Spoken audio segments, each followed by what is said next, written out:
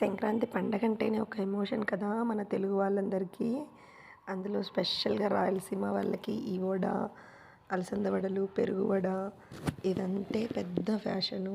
అంటే ఫ్యాషన్ అంటే తినడానికి ఎక్కువ ఇష్టపడతారు. అలాగే ఇంకా మేము సంక్రాంతి ఈసారి మా చెల్లి వాళ్ళ ఇంట్లో చేసుకున్నాము. వాళ్ళ ఇంట్లో మేము వడలని, సుక్కి వంటలు, పూర్ణం బూరెలు, ఓలిగలు, చిత్రాన్నము, మునగాకు పప్పు.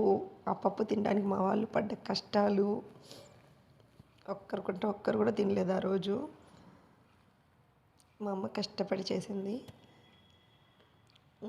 ఇంకా అదో మా పాప చూడండి, ఆ మునగాకు పప్పు తినడానికి మా పాపకి ఎంత కష్టంగా ఉందంటే అంత కష్టంగా ఉంది. ఇద్దరు ఫైట్ చేస్తూ తెచ్చుకొని తినిపించాము. అప్పుడు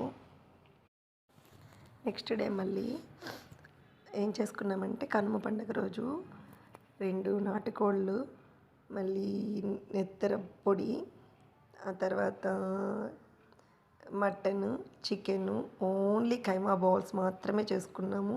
కలర్ రైసు.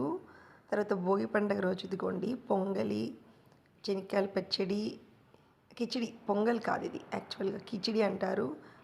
కిచిడి, శనక్కాయల పచ్చడి, మట్టికాయ తాలింపు, పచ్చిపులుసు. పచ్చిపులుసు అంటే తెలంగాణ సైడ్ చేసే పచ్చిపులుసు కాదు, ఆంధ్ర సైడు పులగమన్నంలోకి చేసుకుంటారు కదా ఆ పచ్చిపులుసు. అలాగా మా సంక్రాంతి పండుగని మా చెల్లెల వాళ్ళ ఇంట్లో వెన్న తీసాము అదే రోజు.